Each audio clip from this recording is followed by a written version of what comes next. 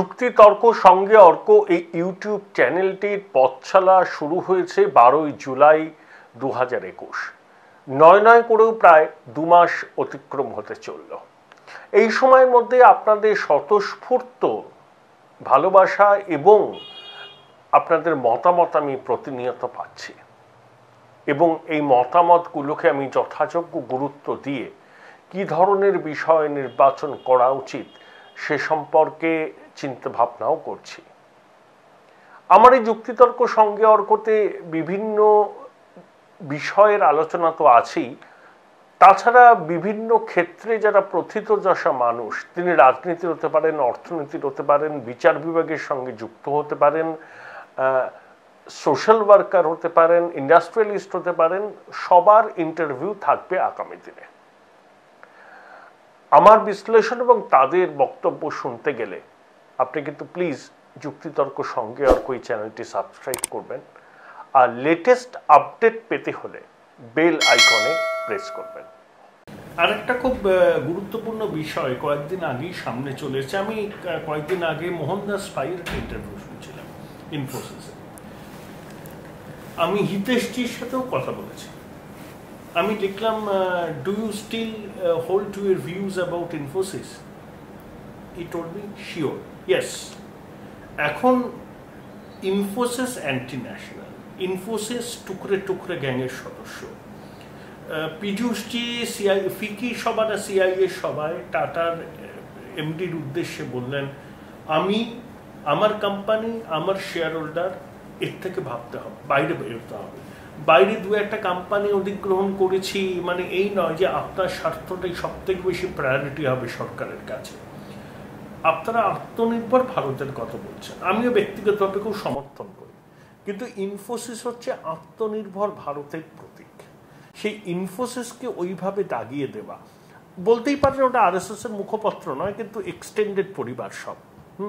লোকে ওগুলোকে ঠিক বিশ্বাস করবে না, এবং কোথাও একটা নিন্দাসূচক বা একটা কাউন্টার আর্টিকেলও কিন্তু দেখলাম না, এবং পাঞ্চের জন্য editor still sticks to his point. কিভাবে দেখেন, হঠাৎ ইন্ডাস্ট্রিকে এইভাবে আপনারা কাট করায় তুলছেন কেন, মানে ইনফোসিস টাটার মতো কোম্পানিকে? এ বিষয়ে আপনি নিজেও বললেন, এবং এটা RSS has issued a clarification, এবং এটা আরএসএস এর ভিউ না, দিস ইজ ভেরি ক্লিয়ার। এবং আরএসএস এর যিনি প্রচারের দায়িত্বে রয়েছেন উনি নিজে has issued an clarification on this, এবং we have maintained, the RSS has maintained a very clear distance and distinction. এটা ক্লিয়ার, এবং সত্যি এটা majority don't hold this view. Hitesh Shankar বলেছেন he is entitled to his view, he can keep holding on to it and defending it. এটা একটা দিক, এবং সেই জন্যে আমার মনে হয় যে এটা নিয়ে সাফিসিয়েন্ট ডিবেট হয়েছে, এবং আরএসএস এর দিক থেকে যখন খুব ক্লিয়ার ক্লারিফিকেশন এসে গেছে, and that is the official clarification which gives the RSS stand. এবং এটাও আমাদের মনে রাখা উচিত যে RSS is the largest socio cultural organisation, এবং সেবামূলক কাজ যে আরএসএস এর অসাধারণ কাজ, সারা দেশে মানে রাত বিরেতে ইন টাইমস অফ ক্রাইসিস, কোভিডের সময় প্রায় 200-র ওপর আরএসএস এর স্বয়ংসেবক এবং প্রচারক তারা অ্যাফ্লিক্টেড হয়েছে, এবং প্রায় 200-র ওপর স্বয়ংসেবক মারা গেছে কোভিড সেবার অ্যাক্টিভিটিতে। সেই জন্য RSS is also very responsible organisation. কিন্তু very wrong signal, wrong captain of industry. You see, the RSS has given made its clarification, কিন্তু অন্যদিকে হচ্ছে যেটা অনেকেই প্রশ্নটা উঠিয়েছে এবং সেই প্রশ্নের সদর্থক উত্তর পাওয়া যায়নি, সেটা হলো ধরুন ইনফোসিসের মতন গ্রুপস বা টাটার মতন কোম্পানিজ, তারাও এমন অর্গানাইজেশনস বা নিউজ পোর্টালস বা এদেরকে ফান্ডিং করে তাদের ট্রাস্টের মাধ্যমে, যাদের উদ্দেশ্য হচ্ছে অরাজকতা সৃষ্টি করা, যাদের উদ্দেশ্য হচ্ছে অ্যান্টি ইন্ডিয়া ফোর্সেস যারা অপারেট করছে তাদের ন্যারেটিভটাকে পুশ করা, যাদের উদ্দেশ্য হচ্ছে যে অ্যান্টি ইন্ডিয়া নেটওয়ার্ক যেটা গ্লোবালি অপারেট করে, যারা ভারতবর্ষকে ডিস্টেবিলাইজ করতে চায় বা ভারতবর্ষের মধ্যে ফল্ট লাইন্সকে আরও বেশি স্ট্রং করতে চায়। এই দেখা গেছে, অতীতে দেখা গেছে, অনেকে এই নিয়ে রিসার্চ করেছে, অনেকে এই নিয়ে লেখালেখিও করেছে, যে এই রকম রেসপন্সিবল ইন্ডাস্ট্রি গ্রুপসের ট্রাস্ট যেগুলো, সেই ট্রাস্টের মাধ্যমে এদের ফান্ডিং হয়। এই প্রশ্নটাও লোকে করেছে এবং সেই প্রশ্নেরও সদুত্তর পাওয়া যায়নি। তো আমার মনে হয় যে there should be a larger debate or discussion. I mean, I don't want to get into it using the term debate. কেন ডিবেট একটা হয় যে আপনি ঠিক আমি ঠিক আপনি ঠিক না, একটা ডিসকাশন হওয়া উচিত। অ্যান্টি ইন্ডিয়ান ভাবধারা প্রচার করে, এই অ্যান্টি ইন্ডিয়ান ভাবধারাটা এক একজনের কাছে এক এক রকম। আপনাদের ইকোসিস্টেমে যেটা অ্যান্টি ইন্ডিয়ান, অন্যের ইকোসিস্টেমে সেটা অ্যান্টি ইন্ডিয়ান ঠিকই। কিন্তু আপনার কি মনে হয় যে যারা কাশ্মীরকে আলাদা করতে চায় ভারতের সাথে, সেটা কোনো ইকোসিস্টেমে কি প্রো ইন্ডিয়া হতে পারে? হতে পারে না। যারা কাশ্মীরে জঙ্গিবাদের যে ন্যারেটিভটা, সেই ন্যারেটিভটাকে ইন্টারন্যাশনালি পুশ করছে এবং সেই ন্যারেটিভকে স্থান দিচ্ছে, যে ন্যারেটিভ বলছে যে Indian army is an occupational army, Indian state is oppressing, CA এই 370 রিমুভ করে দিলে ব্লাড বাথ হবে কাশ্মীরে। যারা এই মত পোষণ করছে বা এই ন্যারেটিভটাকে পুশ করছে যে বাঙালি হিন্দু উদ্বাস্তুদের কেন নাগরিকত্ব দিতে হবে, নাগরিকত্ব তাহলে মুসলমানদেরও দিতে হবে যারা অবৈধ অনুপ্রবেশকারী। তো আমরা কি বলবো যে এই ন্যারেটিভগুলো যারা পুশ করছে তারা প্রো ইন্ডিয়া বা তারা for the benefit of India করছে? বা এইরকম ধরুন অনেক বিদেশের ইউনিভার্সিটিতে আমরা দেখেছি যে ধরুন যখন অ্যান্টি সিএ প্রোটেস্ট হচ্ছিল, ভারতবর্ষে হয় ঠিক আছে, we handle it in a way, কিন্তু অ্যান্টি সিএ প্রোটেস্ট খুব ক্যালকুলেটেড ওয়েতে, প্ল্যান্ড ওয়েতে ইন্ডিয়ান হাই কমিশন লন্ডনের সামনে হচ্ছে, সেখানে পাকিস্তান জিন্দাবাদের নারা স্লোগান উঠছে। আমরা দেখছি যে ফার্মার বিলসের বিরুদ্ধে প্রোটেস্ট হচ্ছে ভারতবর্ষে, ভালো কথা, হওয়াই উচিত, উই আর এ ডেমোক্রেসি, কিন্তু ফার্মার বিলদের বিরুদ্ধে প্রোটেস্ট বিদেশেও হচ্ছে এবং সেখানে খালিস্তান জিন্দাবাদের স্লোগান উঠছে, এবং সেই প্রোটেস্টের সমর্থনে যারা লেখালেখি করছে বা যারা সেমিনার অর্গানাইজ করছে, তারা যে যাদের ইনভাইট করছে বা তাদের যারা উপদেষ্টা, যদি একটু আমরা গভীরে গিয়ে দেখি, কেউ না কেউ কোনো না কোনো ট্রাস্টের দ্বারা ফান্ডেড। মানে Tata Infosys, you see, I am just placing the questions. আমি তো আর বলছি না যে তার জন্য ইনফোসিস, এই প্রশ্ন অনেকে করেছে। ধরুন আমার নিজেরই একটি খুব ডিটেল লেখা, আজকাল সময় পাই না, কেন একটা আপনি জানেন একটা 3000+ ওয়ার্ডের রিসার্চ একটা লেখা, এই ধরনের ব্যাকগ্রাউন্ড দিয়ে লিখতে গেলে প্রচুর রিসার্চ করতে হয়। কিন্তু আমি নিজে যেহেতু একসময় লেখালেখি করতাম, আমি দেখেছি যে অনেক উইলস উইদিন দ্য উইলস রয়েছে। ধরুন এফসিআর এর ফান্ডিং, আমরা কি বলেছি, নরেন্দ্র মোদীর সরকার বলেছে, হোম মিনিস্ট্রি বলেছে যে এফসিআর এ আসছে, fine, you are taking foreign donation, all that you are asked is to comply with the rules of the land, এবং সেই কমপ্লায়েন্স যাতে হয় তারা শক্তভাবে সেটা চেষ্টা করেছে। অমনি হয়ে গেল that we are anti international, we want to isolate India, we are আমরা উদ্দেশ্য প্রণোদিতভাবে মোটিভেটেড ওয়ে আমরা কিছু টার্গেট করছি সংস্থাদের। সেটা একদমই না। মানে কি হয়, যেমন এটা হচ্ছে ওই অমর্ত্যবাবুর মতন, অমর্ত্যবাবু যখন গভর্নিং বোর্ড, অমর্ত্য সেন যখন গভর্নিং বোর্ড, আপনার নালন্দা ইউনিভার্সিটি গভর্নিং বোর্ডের চেয়ারম্যান ছিলেন, যখনই ওনাকে এমইএ বলতো যে আপনারা একটু হিসেবটা দেবেন, কেন এটা তো আফটার পাবলিক মানি, একটু আপনারা হিসেবটা দেবেন যে কিভাবে খরচা হলো, কোথায় আপনারা মিটিং করলেন, করলেন, উনি তখনই খুব রেগে যেতেন, বলতেন যে এইভাবে কাজ করা যাবে না। অর্থাৎ you want to have everything at your disposal, আপনি সব সুযোগ সুবিধে চান। এই যে সংস্থাগুলো, they want to operate in India, তারা ধর্মান্তরণ করবে, যেখানে ইনসার্জেন্সি রয়েছে সেখানে গিয়ে আরও একটু ঘি ঢালবে, সব রকম করবে, কিন্তু তাদের যখন বলা হয় যে তোমরা কমপ্লায়েন্ট হও with the rules of the land, তখন তারা বলে যে ইন্টারফিয়ারেন্স হচ্ছে, আমাদের ভিক্টিমাইজেশন হচ্ছে।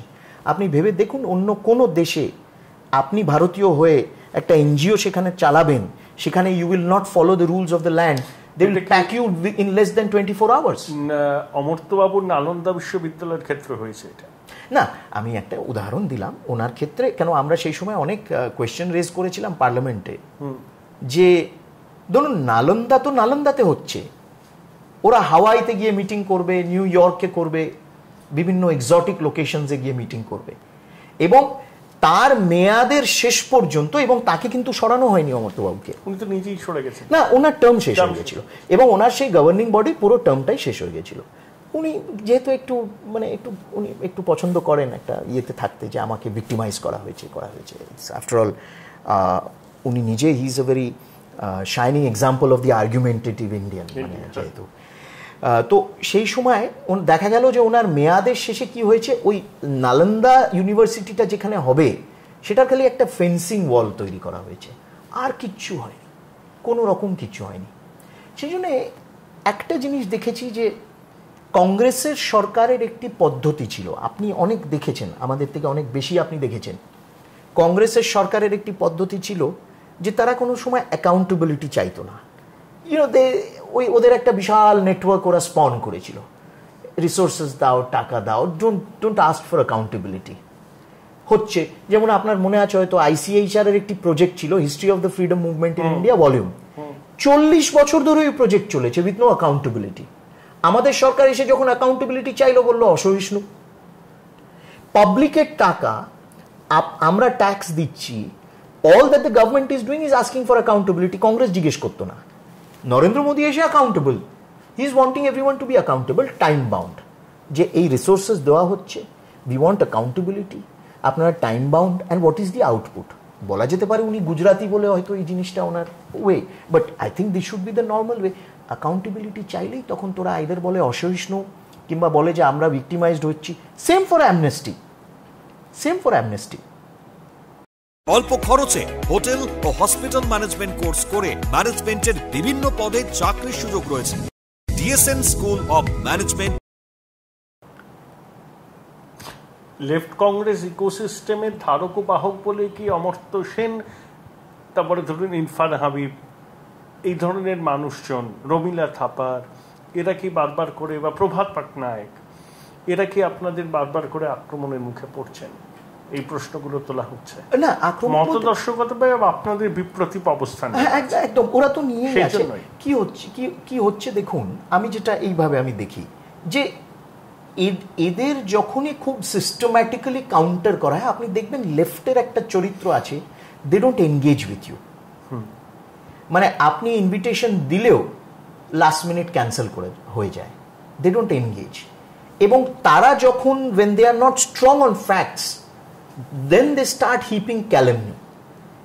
এদের পুরো হয়েছে যে তারা যখন একটি কাউন্টার ন্যারেটিভ, যখন একটা ন্যারেটিভ আসে, তার একটা কাউন্টার ন্যারেটিভ থাকবে, এবং সেই কাউন্টার ন্যারেটিভ যখন উঠতে আরম্ভ করেছে ফ্রম ভেরিয়াস কোয়ার্টার্স, যে ধরুন আপনারা মানে লেফট, তারা সাভারকরকে ডেমোনাইজ করেছে। এখন যখন সাভারকর, আজকে না ধনঞ্জয় কীর প্রথম সাভারকরের বায়োগ্রাফি বেরিয়েছিল, that was easy to suppress, কেন ধনঞ্জয় কীর কোথায় কি কোনো পাবলিশার্স দিয়ে একটা করেছেন। এখন যখন সাভারকরের ফুল লেন্থ বায়োগ্রাফিজ আসছে, brought out by mainstream publishers, then they are finding it difficult to counter. ওরা চিরকাল তাদের ন্যারেটিভটা বেস করেছে on demonising, but whenever there is a counter narrative which is based on solid evidence, research and facts and argumentation, they have backed out and they have resorted to name calling বা এটাই হয়েছে problem with the left Congress ecosystem. Amartya বাবুর হয়েছে কি যে with all due respect, কেন উনি একজন বাঙালি প্রতিভা, আমাদের গর্বের জায়গা, এবং উনি যেভাবে কাজ করেছেন, আমার মনে হয় যে প্রত্যেক বাঙালি, প্রত্যেক generation must take inspiration from him, there is no doubt about it, absolutely no doubt about it. কিন্তু কথাটা হচ্ছে যে উনি যতবার ভারতবর্ষে এসছেন, বিশেষ করে গত 8 বছরে, he has engaged in politics, ওনার statement has been political, so naturally there be a political response, রেসপন্সটা তো পলিটিক্যাল হবে। অল্প খরচে হোটেল ও হসপিটাল ম্যানেজমেন্ট কোর্স করে ম্যানেজমেন্টের বিভিন্ন পদে চাকরির সুযোগ রয়েছে। DSN school of management. The fastest growing digitally enabled university in a conveniently located and vibrant campus. Join Sister Nivedita University, Kolkata for higher education and research. What about Abhijit Vinayak Bandyopadhyay? না, অভিজিৎ বাবুও তো অবশ্যই উনি নিজের কাজ করেছেন, হি হ্যাজ কন্ট্রিবিউটেড। কিন্তু আপনাদের school of thoughts এর লোক নন, দরকার নেই তো। আমরা তো দেখুন, আমরা তো একটা ফ্যাসিস্ট স্টেট চালাই না। মানে ধরুন, যদি সে আমাদের স্কুলের থট না হয়, তাহলে তাকে ভ্যাকসিন দেব না, তার জিসিবি দিয়ে তার বাড়ি ভাঙচুর করব, বা তাকে ঘর ছাড়া করব, বা তাকে গ্রাম ছাড়া করব। কিন্তু আপনারা তো অসহিষ্ণু, তারা বলে। এবং আপনারা যদি 14 বছর গুজরাতের যদি আপনি মোদিজির রেকর্ড দেখেন, কোনো জার্নালিস্ট বলতে পারবে না তাকে গুজরাট ছাড়তে হয়েছে নরেন্দ্র মোদির জন্য। কিন্তু এখানে আপনি দেখেছেন গত সপ্তাহে ওপ ইন্ডিয়া একটি পোর্টাল চলে, সেই ওপ ইন্ডিয়াকে গত 3 বছর ধরে ভিক্টিমাইজ করা হয়েছে। ওপ ইন্ডিয়ার এডিটর নূপুর শর্মা, অবাঙালি, কলকাতার বাসিন্দা, বহু দশক ধরে তাকে বাধ্য করা হলো কলকাতা ছাড়তে। তার বহু দশকের বাড়ি, তার পরিবার সব, তাকে বাধ্য করা হলো কলকাতা ছেড়ে দিল্লি চলে যেতে। কেননা তার মত, তার রাজনৈতিক মত এইখানে যারা শাসক দল তার সাথে মেলে না। তো সেই জন্য আমরা তো বলি অসহিষ্ণু হোক না, মানে আমাদের তারা বলে we accept all point of views, আমরা কাউকে ঘর ছাড়া গ্রাম ছাড়া করি না। News click, Dainik Bhaskar, what happen? হ্যাঁ, নিউজ ক্লিক, দৈনিক ভাস্কর, তদন্তকারী সংস্থা বারবার যাবে কেন সংবাদ? ওরা কিন্তু কোভিড নিয়ে দৈনিক ভাস্কর যে রিপোর্টগুলো করেছিল সেগুলো কিন্তু কেন্দ্রীয় সরকার বা অনেক ক্ষেত্রে সংশ্লিষ্ট রাজ্য সরকারের বিরুদ্ধে। আপনি আমাকে একটা এভিডেন্স বা উদাহরণ দিন, এই যে দুটো আপনি বলছেন যে সংস্থা, রবির পুরো কাজ তো সিপিআই এর সংস্থার কাজ করছে, সেখানে I am nobody two comment on that, agencies এর কথা। কিন্তু আপনি আমাকে এটা একবার বলুন যে এজেন্সিজ ওদের কাছে যাচ্ছে ফর ভিক্টিমাইজেশন, যে ডিড দে নট গেট তাদের ফজড যে ওরা প্রেজেন্ট করেছিল তাদের অ্যাকাউন্টস, সেগুলো তো ছিল দৈনিক ভাস্করের ক্ষেত্রে বিশেষ করে। আচ্ছা, দৈনিক ভাস্কর বা নিউজ ক্লিক যদি যে ন্যারেটিভটা আপনারা বলেন সেই ন্যারেটিভকে সমর্থন করলে কি যেতে না? অর্কপ্রভাত, আমি একটা কথা বলি যে কেন মনে হয় যে এজেন্সিজ যদি কোনো নিউজ পেপার হাউসের ওখানে গিয়ে ইনভেস্টিগেশন করে, it is because they are victimising them. এটা কেন আমরা ভাবলাম না 1987-এ যখন এস গুরুমূর্তিকে রাজীব গান্ধী সিবিআই কে দিয়ে অ্যারেস্ট করলো, why? Because S Gurumurthy in Ramnath Goenka's Indian Express had exposed the link between the Congress and what the Reliance was doing at that time, এবং বোফোর্স নিয়ে এস গুরুমূর্তি লাগাতার যে লিখে গেছিল, তখন সেই প্রশ্নটা, মানে আপনারা দেখছেন যে কিরকম একটি দ্বিচারিতার টেমপ্লেট কিন্তু এখনো চলছে। কংগ্রেস যখন অ্যাকচুয়াল ভিক্টিমাইজেশন করলো, it never became an issue. কিন্তু এখন যখন agencies are absolutely free doing their work, there is no political interference. It so happens যে দুটো মিডিয়া হাউসের ওখানে গিয়ে তারা ইনভেস্টিগেশন করেছে। মানবে না অনির্বাণ বাবু যে এজেন্সি একদম স্বাধীনভাবে কাজ করে, খুব সিলেক্টিভ এজেন্সি। মানবে না এই কারণে আমি মানছি আপনি যেটা বলছেন, সেটা যারা মানছে না তাদের দোষ না, সেটা হচ্ছে দোষ সিস্টেম। 70 বছর ধরে যে সিস্টেম চলে এসছে, নেহরুর এজেন্সি থেকে শুরু করে ইন্দিরার এজেন্সি এবং রাজীবের এজেন্সি পর্যন্ত এবং সোনিয়ার এজেন্সি পর্যন্ত যে সিস্টেম চলে এসে, ইটস এ মাইন্ডসেট। তারা বিশ্বাসই করতে পারে না যে actually agencies can work independently, agencies can work on there on steam. এটা মানতেই পারে না। একটু অপেক্ষা করুন, আরো 15 বছর নরেন্দ্র মোদী থাক প্রধানমন্ত্রী, মানুষ এটা মেনে নেবে। অল্প খরচে হোটেল ও হসপিটাল ম্যানেজমেন্ট কোর্স করে ম্যানেজমেন্টের বিভিন্ন পদে চাকরির সুযোগ রয়েছে। DSN school of management. ভোটের প্রচার আসলেই আব্বাজান, শ্মশান, এই সমস্ত প্রসঙ্গগুলো ওঠে। এগুলো মনে হয় না আমাদের আমাদের যে ফ্যাব্রিক আছে না, সোশ্যাল ফ্যাব্রিক, সেটার পক্ষে খুব ডেট্রিমেন্টাল। মানে এত বেশি করে আপনারা পোলারাইজেশন করতে চাইছেন, সেটা হিতে বিপরীত না হয়ে যায়। ভারতবর্ষ কিন্তু এইভাবে কি দেখে না। আমি খুব ভালো কথা বলেছেন, আমিও এই নিয়ে আমরাও অনেক চিন্তা করেছি, আমরা এই নিয়ে বারবার কথাও মানে বলেওছি। 2008-এ আপনার মনে আছে?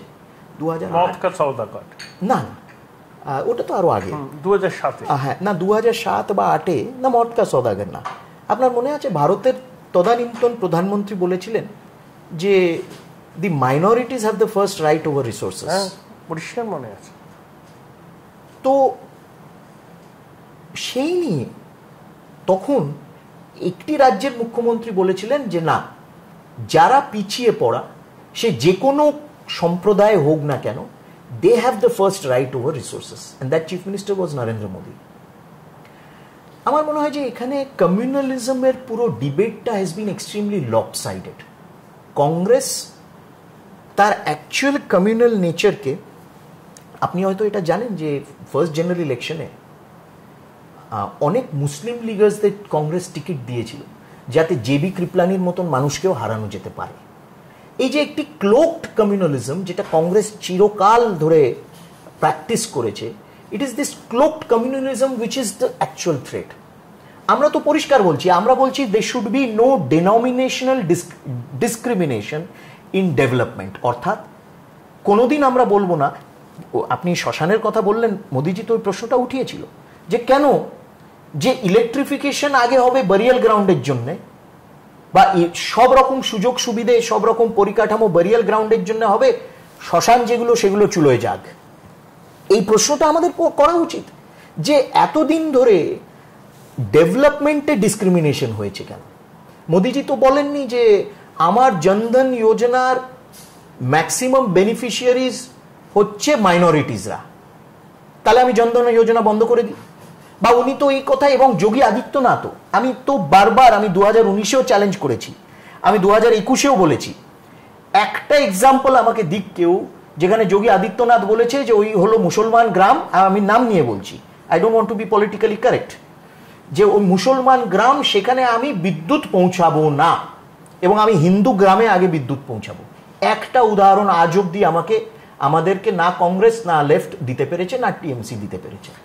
কিন্তু in West Bengal and in UP under Akhilesh Yadav, Congress Gujarat under Congress, আমরা দেখেছি যে কিভাবে ডিসক্রিমিনেশন ইন ডেভেলপমেন্ট, গুজরাটকে তো রায়ট স্টেট বলা হতো, এবং সেটা আপনি জানেন যে দিনের পর দিন মানুষ বেরোতে পারতো না বাড়ি থেকে, এরকম একটি পরিস্থিতি। গত 25 বছরে এই জিনিস গুজরাটে হয়নি, it is history in Gujarat.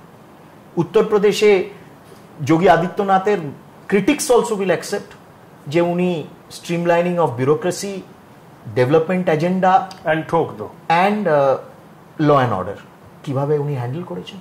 R there may be ways and approaches to handling law and order, সেটা অন্য কথা। At least it is better than in West Bengal. Debatable. আর ডিবেটেবল যারা এখানে ক্ষমতায় আছে, আমার কাছে এনসিআরবি লেটেস্ট স্ট্যাটিস্টিক্স নেই, সেজন্যই বললাম আমার ঠিক জানা নেই ফিগার কি বলছে না, কিন্তু সেটা আপনি ডিবেটেবল কি করে বলবেন? ওয়েস্ট বেঙ্গল তো এনসিআরবি তে স্ট্যাটিস্টিক্স দেয় না, তারা তো 2 বছর ধরে দেয়নি। So how do you say debatable? কথাটা হলো যে খালিস্তানিরা এখান থেকে 5 মিনিট দূরে এসে অপারেট করছে, তারা থাকছে, কেউ জানতে পারছে না।